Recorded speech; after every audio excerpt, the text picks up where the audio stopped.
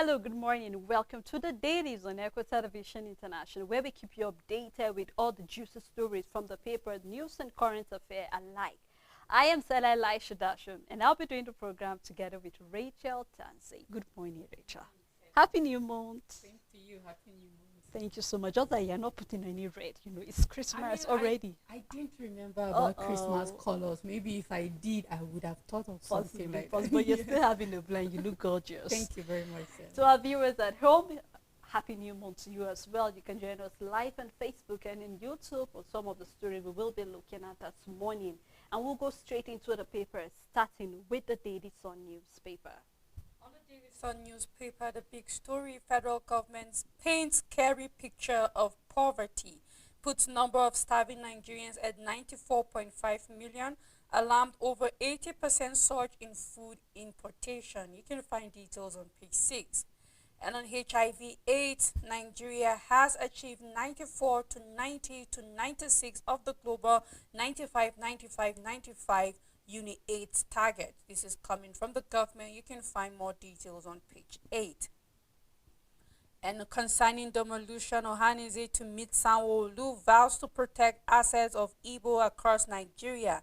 Peter Obi urges governors to stop demolishing people's building. You can find details on page 7. Shetima and Anambra commissions project sponsored by Emeka Ofor. You can find details on page 26. And on the 2024 budget, House of Reps talks tough, says only MDAs with judicious use of 2023 allocations will get funds. How robbers shot kill Ogun top government official.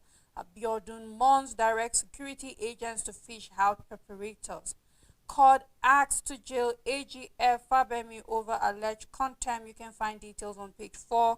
And at the downside of the paper, Ondo Assembly Speaker withdraws suit against Deputy Governor. You can find details on page 7.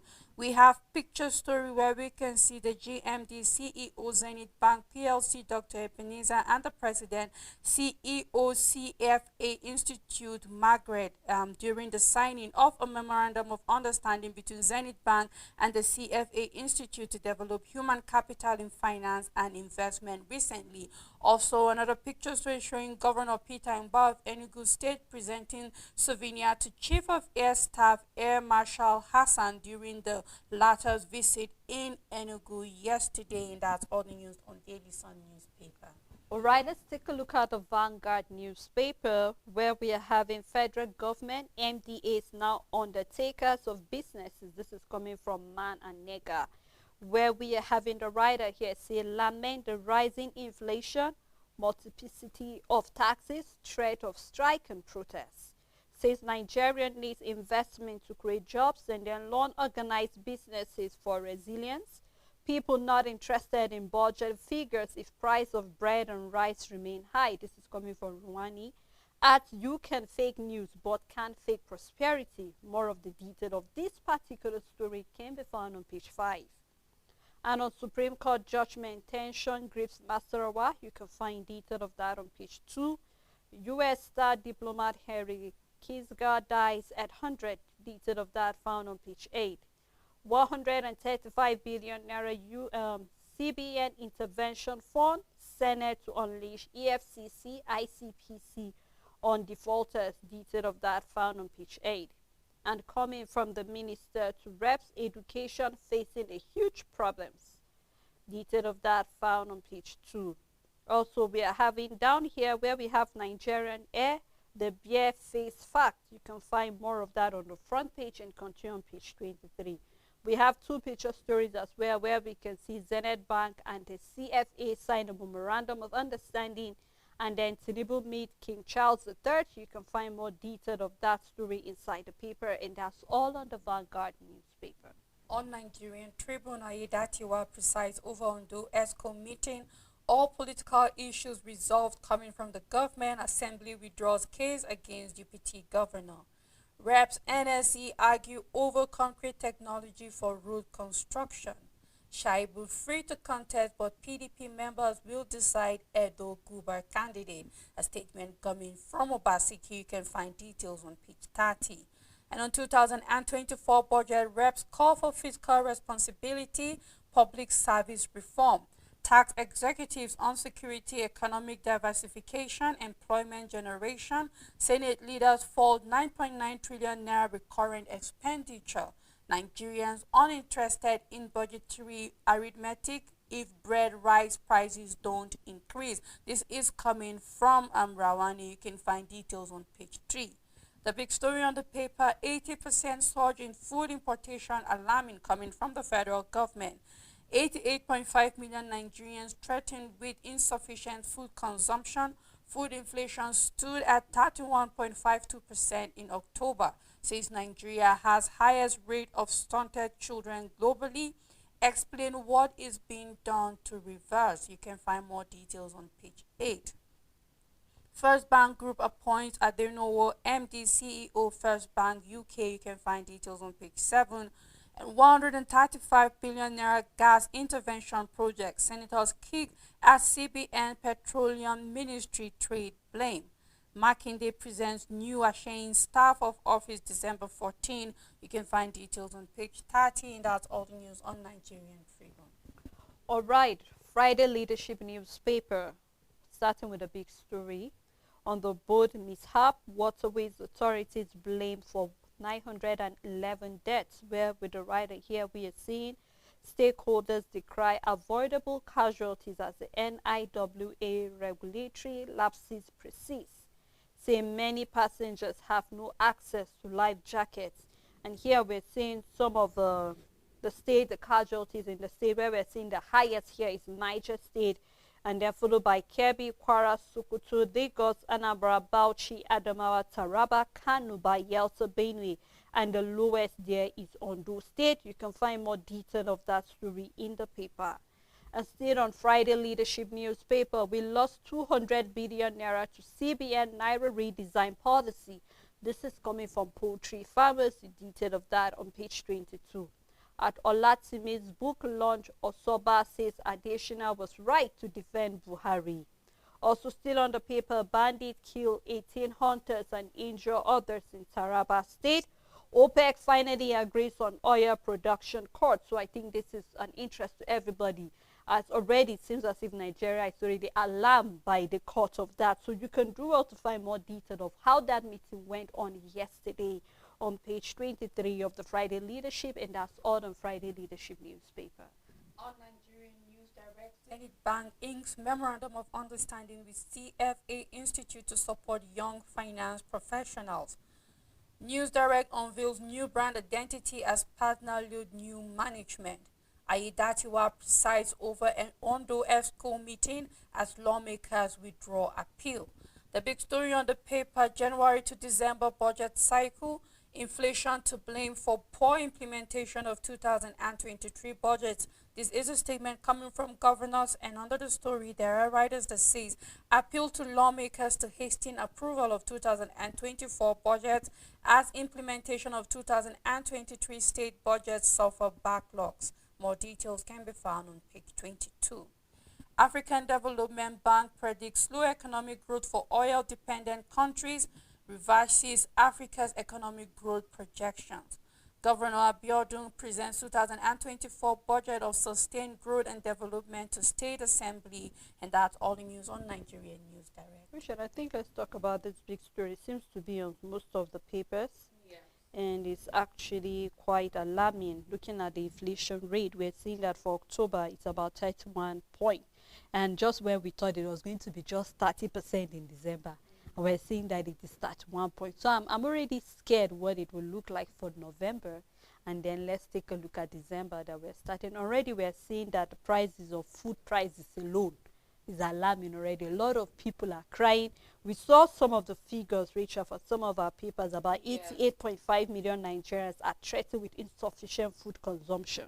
And you ask question, how is the government trying or actually working toward making sure we tackle this issue? We're seeing that already Nigerian children are having the highest rate of stunted children's growth globally. We can see that everything is very out there, like this is not something that nobody is aware of. You will see a 10-year-old looking like a 5-year-old, literally, and you'll be shocked when you ask a boy, how old are you?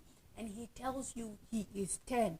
And in your eyes, this is the size of a 5-year-old who is typically seeing good enough meal. But we have, I mean, I see stunted growth in children all around our communities, regardless. And that is the truth, Sele, because the children are even going into hard labor at very young age. What is a 10-year-old doing as a vulcanizer?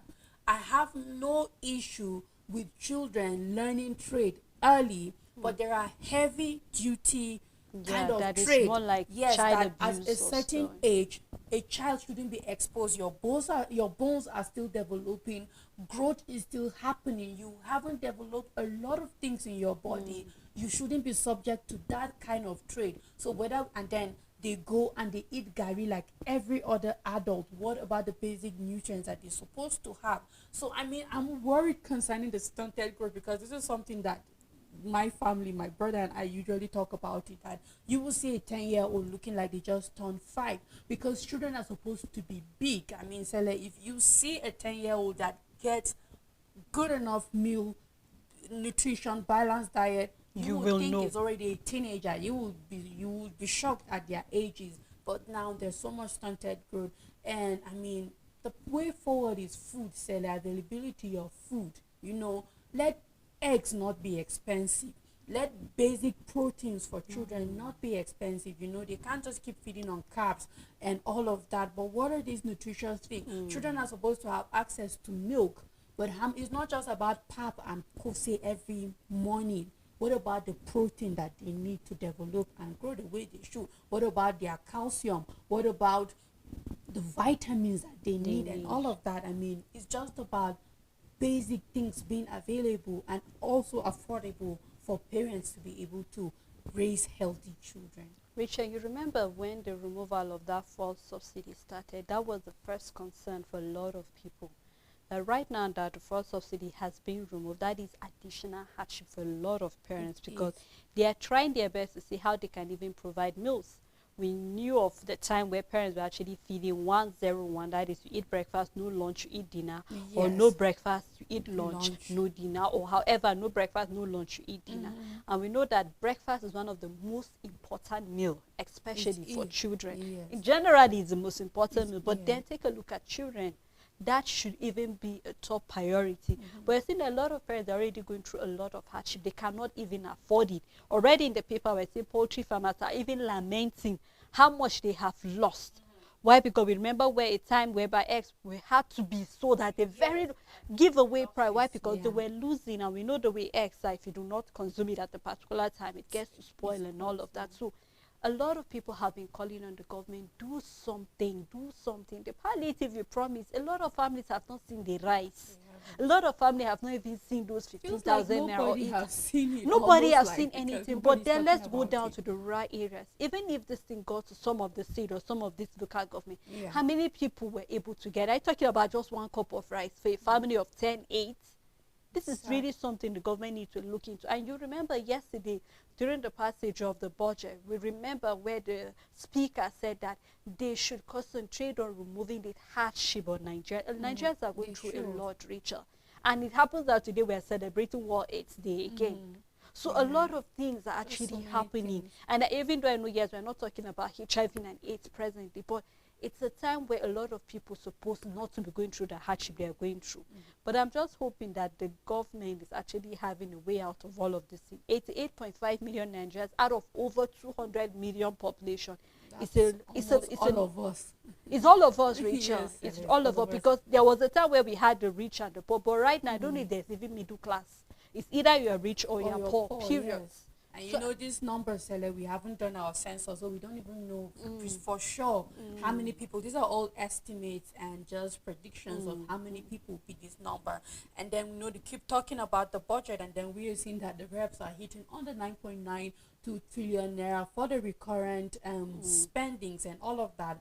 And we talked about that also. So rather than these things gulping much of the budget, we said it yesterday, it didn't balance. If we're saying poverty elevation is the cutting and it's only 535 billion Billion. going to, these are the things that are going to help with hunger and poverty, and is getting the list in the breakdown for the budget. And then we can't just help but wonder, are we truly going to elevate poverty? Because for this short period of time before the economy normalizes, that people can upgrade the standard of their living, the government needs to step in, and we are not seeing them do what they need to step in. And no wonder we will have these numbers increasing concerning people living in hunger.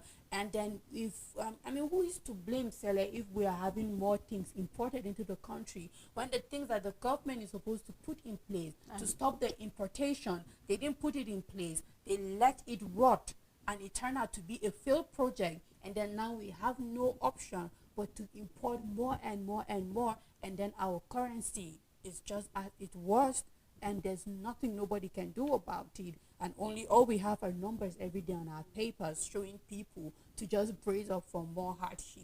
But then I just hope that the government will wake up, and it's not too late for them to roll out these palliatives to give people what will help them. And let's see how 2024 will be.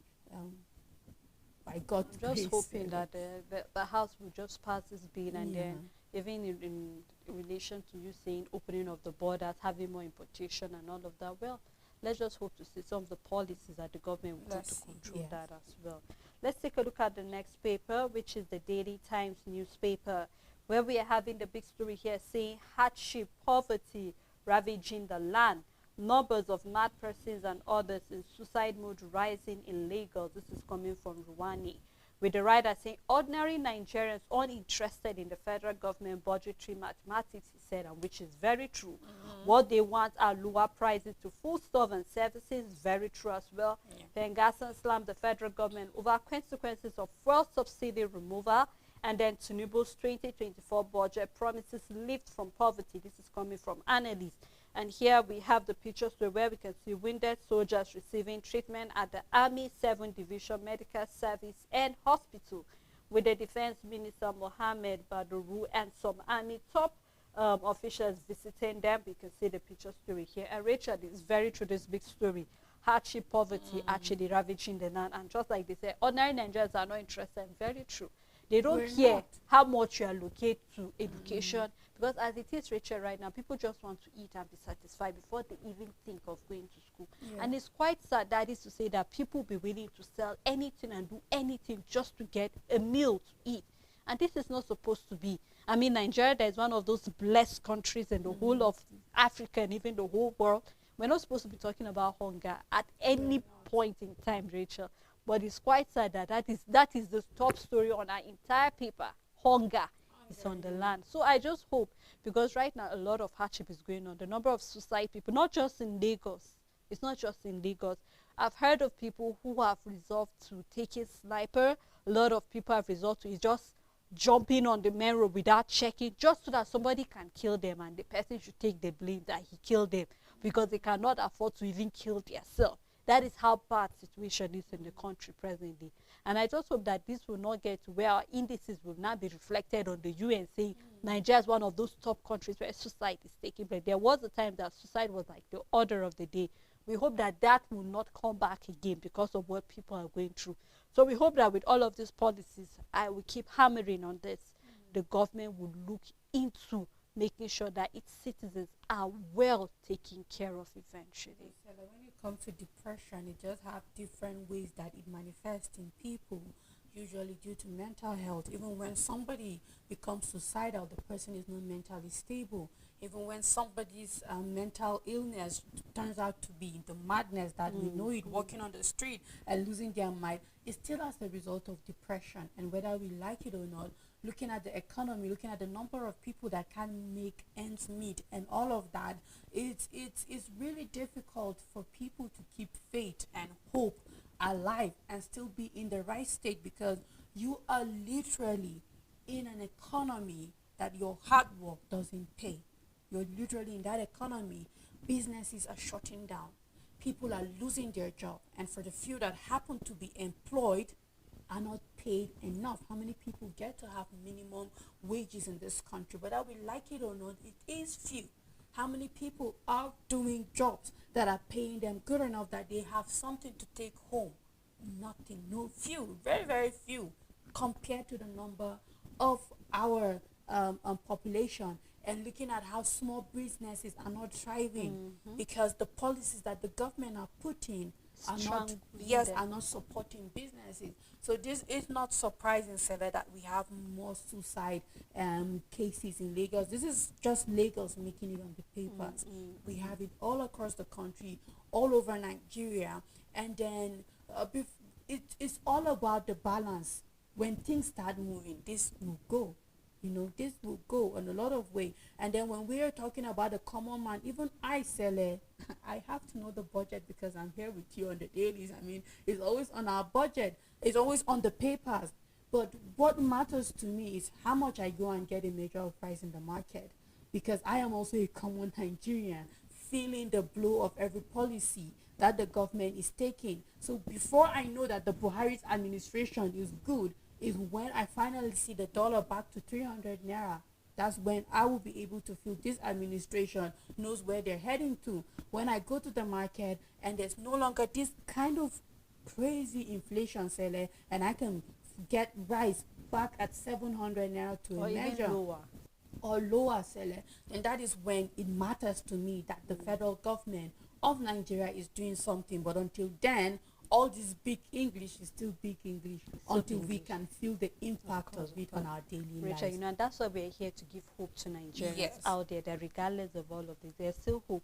You and I were discussing yesterday how hard things are for people, that when you want to go maybe take your goods for processing in any, you have to be there. Yes. You have to be there, Because Rachel, because grains you're are not sure getting that when you stolen. come back, your grains will be there. It's either reduced or not there Or at not all. there at Yeah. all. That is how bad people are. They're just looking. So it's even going to reduce the number of crime. It will. That is just the It will implication reduce of the all of number this of crime. investment. So we hope the government will look into that. Still on the Daily Times newspaper, how Sokoto is tackling insecurity using community guards. You can find that on page 5. My husband best in the world. UNN prof at the varsity inaugural lecture. Detail found on page 2. Makinde to present staff of office to Son Aseyi 19th. You can find that story on page 5. Federal chief medical directors in 750 billion naira COVID-19 fund riddle. You can find that story in the paper. And then FCTA boss illegal oil refinery house. I take that story. FCTA boss illegal oil refining warehouse in Abuja. You can find that story on page 5, and that's all on the Daily Times newspaper. On the Punch newspaper, CBN funds Senate threatens to order gas companies probe. Shaibu free to contest Edo governorship, says Obaseki. Federal government pays 585 million naira fines, begins nationwide prisoners release. The big story on the paper, new wage begins April. Federal government votes 24 trillion naira for salaries. Labour, federal government begins talks. Current wage regime expires March ending, says minister. Federal government laments fiscal deficit. Reps condemn high NDA salaries. Demand ICPC probe. You can find details on page 2. We have a picture story. Tinubu meets King Charles. Nigeria orders $261 billion fund. This is ahead of the COP. This is still in the process of the COP 28. You can find more details on page 10.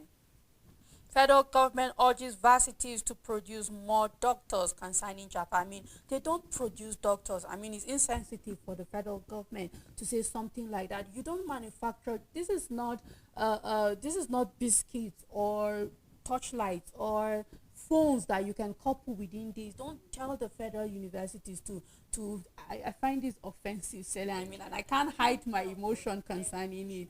Yes.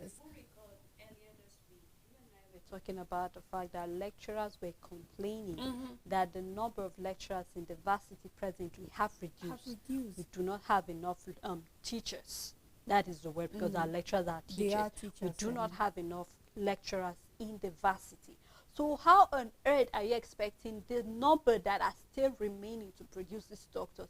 Do you want to have half-baked doctors? We are already having half-baked We already doctors, have them, Sarah. Richard, that you go to tell the doctor this is what is wrong with me. It's either he's already mentally exhausted or physically tired. Or you become the doctor in Yes, the doctor and tell him consult. So, exactly. you're the one instead of him I've been asking in you that out. situation, Richard, that I I have had to also, resort to Sarah. going online to check some of the symptoms, some of the signs, and then try to remember, was I ever down in this way, and then what can I take? Why? Because we don't even have enough doctors. It's either you go to the hospital, you see the number of people that are ill, and nobody to attend to them. Yeah. I remember, I think about last month or so, when I went for my medical routine or checkup, and I remember the doctor telling me he's tired, he's going home.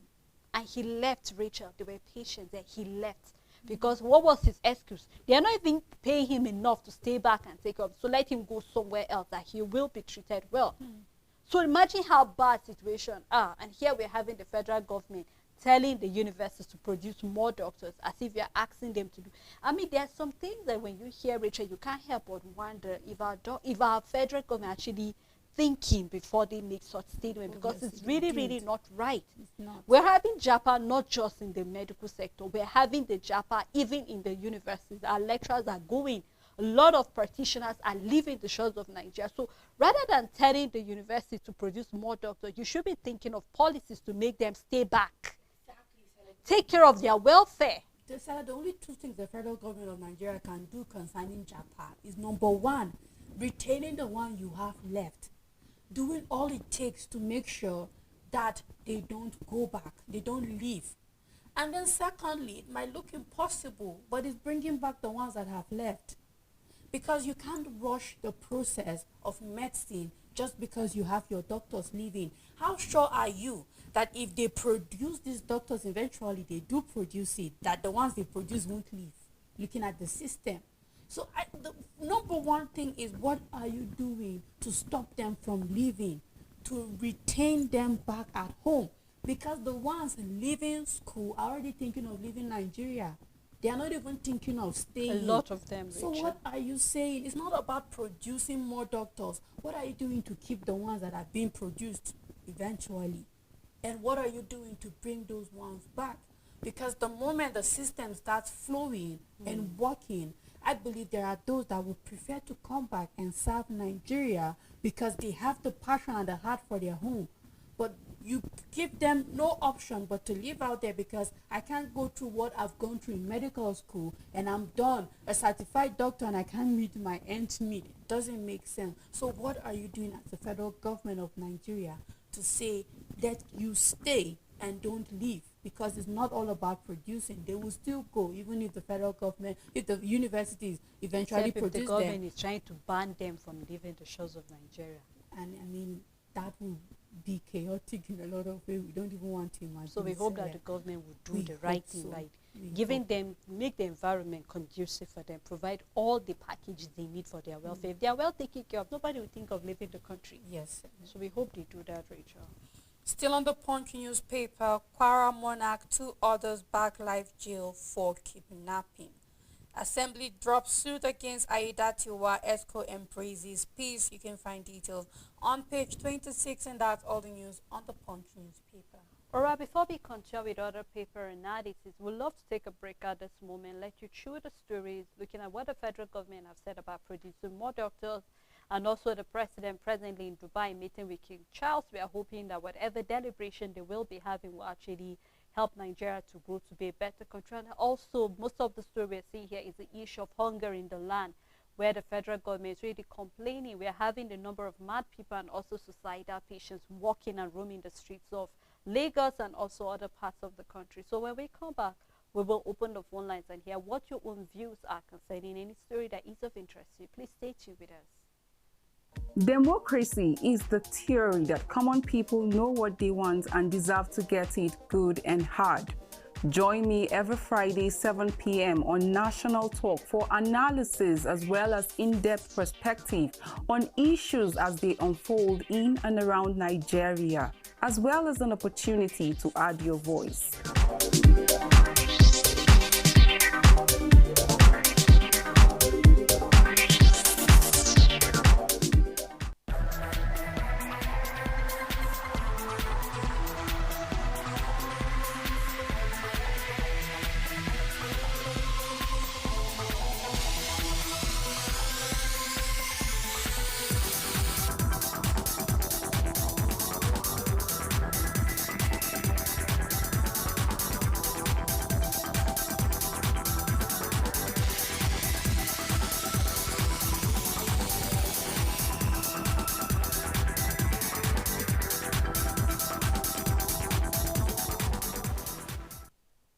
Welcome back. If you're just tuning in, it's still the Dailies. We have been looking at a number of stories that have been making it round the papers, and at this moment, it is your turn to actually contribute. We would love to hear your own views about any of the story that is of interest to you. The number to call is displayed on your screen at this moment. Please do remember to turn down the volume of your TV set or to off it completely, so we will be able to hear you clearly here, and also other viewers at home will hear you clearly too. I still have Rachel Sands with me in the studio. Thank you, Rachel. You're welcome. All right, let's take a look at the next paper before the calls come in. Our Blueprint newspaper, we are taking our push for restructuring to Tinubu. This is coming from Afenifere. You can find that on page 13. 18% surge in food importation alarming, coming from the federal government, says 88.5 million Nigerians faced with insufficient food. My wife bullies me, divorce-seeking man tells Oyo Court. You can find that human angle story on page 18. Ohaneze applauds Tinubu's decision to release Kanu. Detail of that found on page 8. And on the big story, Nigerians will enjoy improved power supply soon, coming from the federal government. Transmission, distribution, greatest obstacle coming from the PCAN. Also, we have no student killed in Abuja school, says the NSCDC. 27.5 trillion naira 2024 budget realistic, coming from the Senate. And on kidnapping, Kwara Court sentences Sarkin Fulani and 2 others to life in prison. You can find more inside the paper. And on COP28 opens in Dubai, leaders urge speedy action against rising climate crisis. Tinubu meet King Charles III seek stronger Nigeria-UK partnership. You can find more detail of the story on page 6, and that's all on the Blueprint newspaper. On Daily Independent, Lagos demolition, Ohaneze insists state government must compensate victims. Zenith Bank signs memorandum of understanding with CFA Institute to develop human capital in finance investment. Senate threatens to involve anti-graft agencies to recover 135 billion naira intervention funds. You can find details on page 2. Senate reps open debate on 2024 budget, insist on implementation.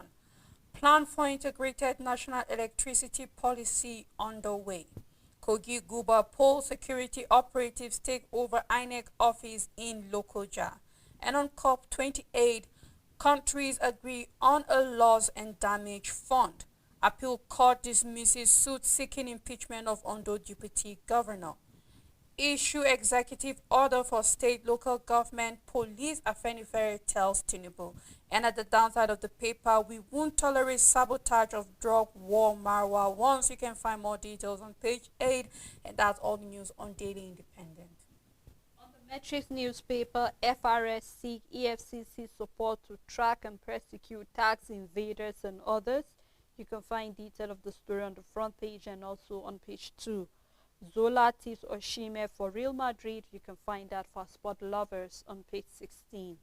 94.5 million Nigerians to be faced with insufficient food consumption by the year end, says the federal government. Remember, we're saying that already 88.5 million Nigerians are already faced with it. And we're saying that if something is not being done by the end of the year, we'll be having about 94.5 million Nigerians to be faced with that, as we're seeing as food importation into Nigeria rises by 18% in 4 years. You can start reading that implication and more of the story inside the paper. The big story on the paper here, anxiety as OPEC plus cuts Nigeria's oil production. 2024 budget may run into troubled waters after OPEC's cut. Brazil invited to join the oil cartel for 2024. And we remember we said that yesterday they were going to be meeting all the oil producing country, and because of the weird means for years now, Nigeria have been unable to make its quota. Now we have the OPEC have actually made our own production to be lower, so we are to be producing about 1.34 million barrels per day, where we're already projecting more than that, Richard. But the fact that we're unable to meet, and then this calls for troubled waters, because if you look at our budget, how much we are hoping, the 750 naira to $1, the $77, a lot of things. When you check all of that, Richard, I just can't wrap my head around this whole situation and how it will affect our economy as well. I mean, Sally, I've even on the business show, I mean, I've been putting more light concerning the OPEC plus. This cut started like since somewhere in the middle of the year.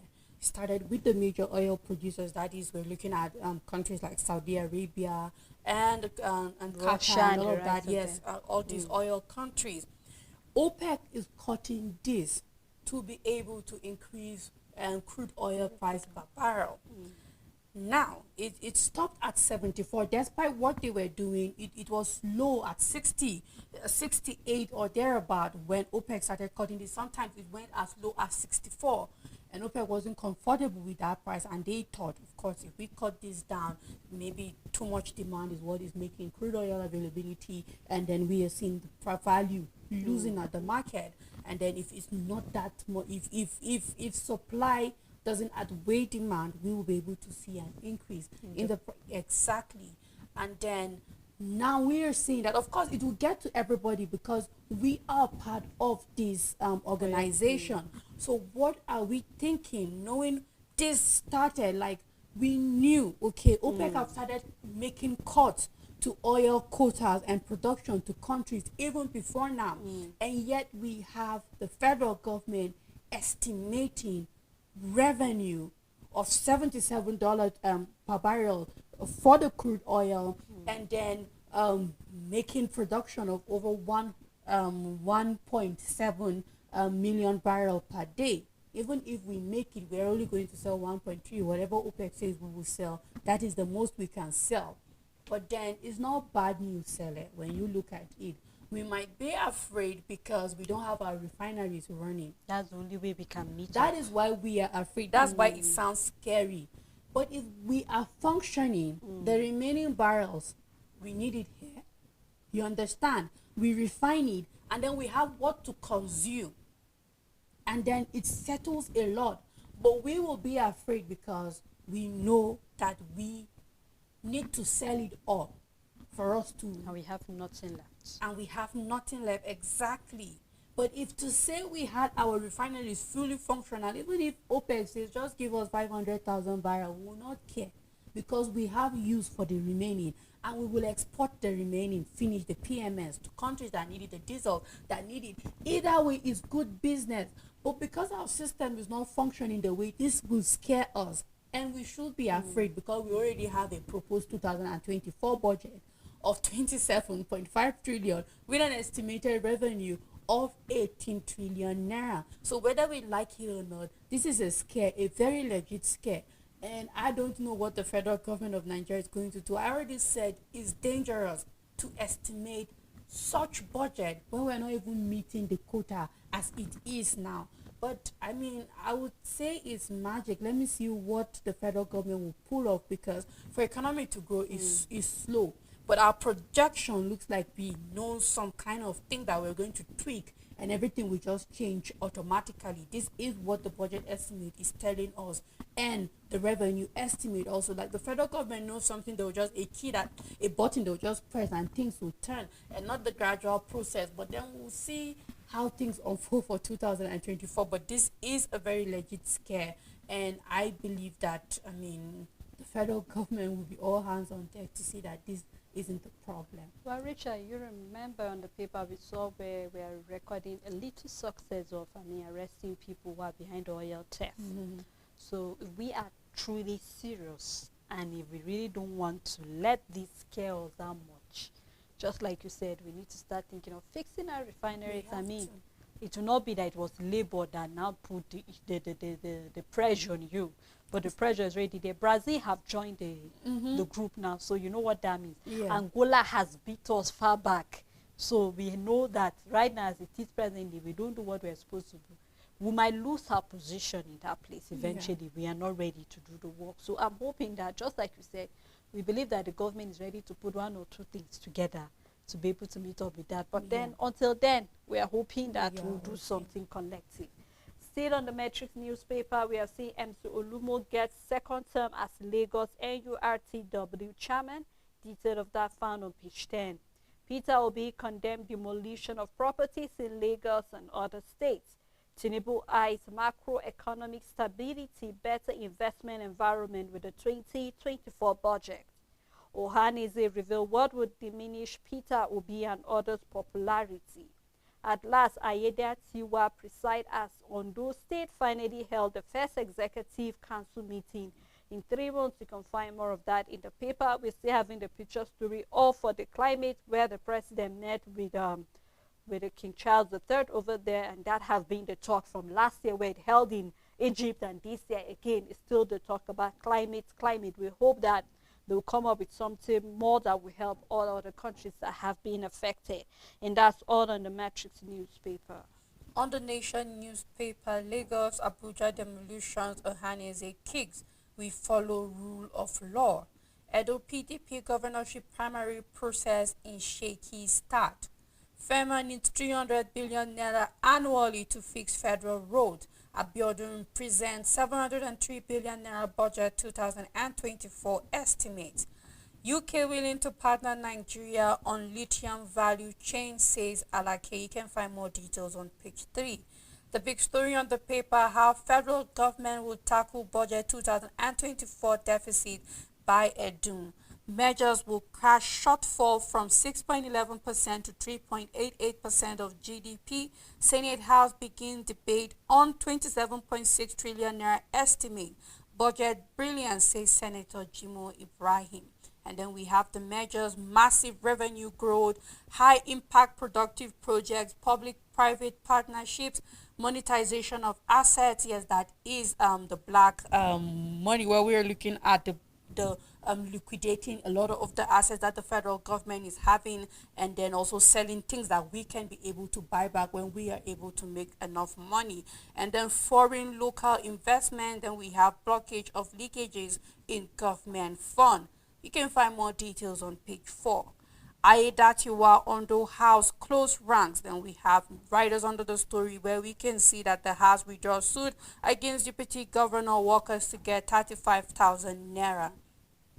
Nigeria UK strengthens ties. Tinubu King Charles III meet.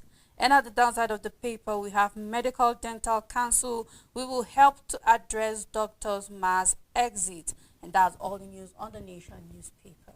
On New Telegraph newspaper, coming from the CBN, we have federal government recorded 816.53 billion naira fiscal deficit in July. Nigeria's 27.5 trillion naira budget threatened by OPEC plus more output cuts. Also still on the paper, we have FAN bans use of Ghana must go sack. You can find that story on page 5. Fresh crisis in Edo, PDP as fraction boycott SEC meeting. Fresh crisis in Edo, PDP as fraction boycott SEC meeting. Also, court issue restraining order against FHA, LSBCA. You can find more of that story in the paper. Also here we're seeing for music lovers, music star Rema cancel shows to focus on his health. You can find detail of that on page 5. No ex-governor with corruption cases will escape probe coming from the EFCC.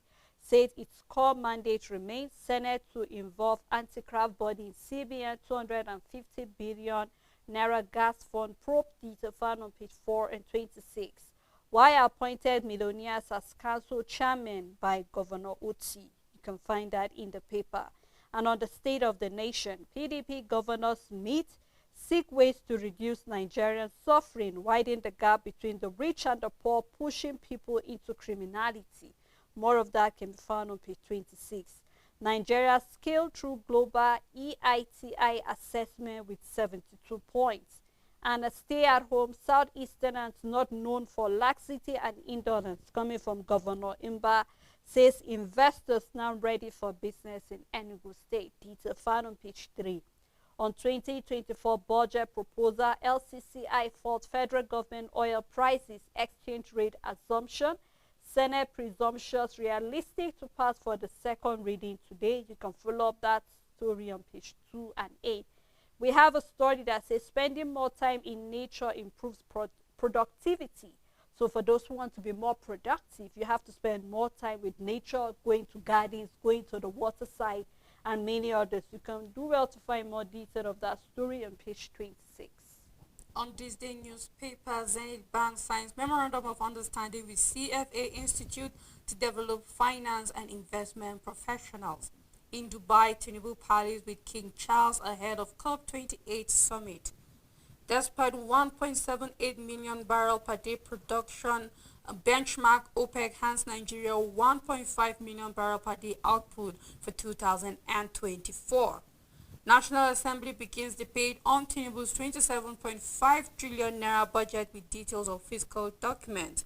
And we have Nigerians interested in food affordability, not budgetary arithmetic. Statement coming from Rawani. Says citizens wants to feel impact of government economic policies. The big story on the paper, NERC stakeholders seek dedicated funding to meet massive investment gap in power. Discuss list illiquidity, FX scarcity as factors hindering mass metering. Coming from Shetima, mass meter manufacturing will help country address power challenges. Federal government warns against power theft, says liquidity dependent on customers' ability to pay. Says licenses must meet renewable energy obligations. You can find more details on page 5. We just have picture stories seeing President with King Charles III and then signing of memorandum of understanding between Zenith Bank and the CFA Institute. And that's all news on this newspaper. On the Guardian newspaper, talking about the World HIV and AIDS Day, we have amid the ravaging scourge, HIV cure vaccine still elusive 42 years on. Here we are having about 1.9 million Nigerians are living with HIV and AIDS as of 2022, with men having about 42% and women 58%. Of this number, approximately 58% are estimated to be female and 42% to be men. And then the national average mother-to-child transmission rate of 22% is driven by a large number of states with transmission rates above, and then 25% and few states with the rates below 15%. Now, new infection among key population, we have male-female workers, inmates of correctional facilities, men who have sex with men that's homosexuals, drug addicts, and transgender people are part of the new infections that are coming up. And we have donor agencies spending over $750 million. That's about 750 billion, which is over as percent of the total fund spending year on HIV and AIDS program. And then we are having National HIV and AIDS Strategic Plan 2021-2025 will require $2.8 billion to finance the HIV and AIDS response. And this is really a big one, where we hope that the government will come up with something more realistic to be able to help people living with HIV and AIDS. And then we hope that we have more awareness for people who are not aware. We shouldn't assume, Rachel, that everybody knows what this is. You will believe there are people that possibly are ignorant about this. So I think more awareness should be done about this. Every 1st December is being celebrated as the World HIV and AIDS Day. So you won't be surprised when you walk around and see people with red on them. So it shouldn't be that they are in any cult or whatsoever. No, just celebrating the World HIV and AIDS Day. So our fingers are crossed, even though it beats my mind that women are more, female are more at the receiving end than men because of our own creation and the way we have been made and all of that. But then our fingers, a lot of female sex workers. Yeah. You also have to look at that demographic. So I think that is the reason, basically, because we have more female sex workers. So it also adds to the number where we are over 10 and we are 10% higher than the male percentage when it comes. And then you will also see inmates in correctional facilities. Of course, these are people that are not even getting food.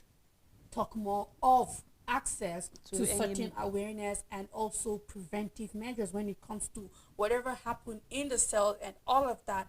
But above all, Sele, I believe over the years, it's always information. I keep saying there's an information gap when it comes to our health. People lack basic information to a lot of things.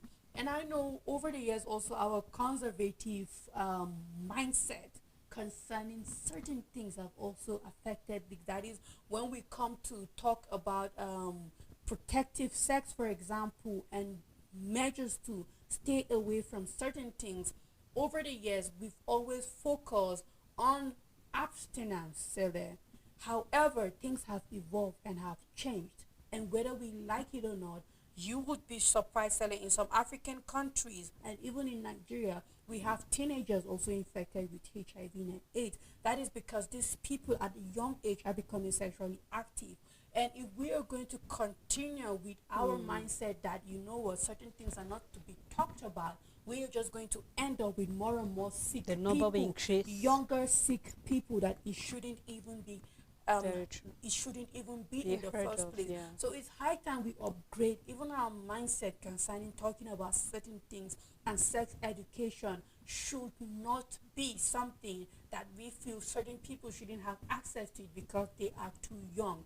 No, they are not too young to have access to certain things. Let's stop it, because before we know it, the number, because this number is not going to reduce unless we fill in the gap when it comes to information and communication and awareness, sensitization of all of these things. And I just hope we will just grow, because things are changing, and we also have to move with the change for us to be able to save life of people when it comes to sexually transmitted diseases such as HIV and AIDS. So let the work be done. Let's close this information gap, and then hopefully these numbers will drop. And you know, Rachel, you're talking about it, nobody's too young. When you look at it here, some of the new infections are among drug addicts. Yes. And we're having As our in having youths your- getting involved in that, transgender people and all of that. So it doesn't matter that when you change your sex from being a male to a female, however, it will lot of affect you. So we things, should yeah. do the work. Still here, we're having Nigeria missing as HIV and AIDS prevention products for women arrives. The second African nations. You can find more detail of that news on page 3. Reps knock oil operators over letdown of host communities, and then Lagos Assembly takes inventory of failed state roads. National Assembly begins debate on 2024 budget despite debt servicing concern. And we have 135 billion naira intervention fund. Senate may alert anti-graft agency on recovery. UN leaders call for action and a higher ambition as COP28 opens in Dubai. Detail of that can be found on page 3. And that's how far we can go on the program this morning. Thank you, Rachel, for doing You're this welcome, with me. Sally. And thank you to our viewers and supporters at home for keeping the day with us on the dailies. Until we come again, do have a blessed day.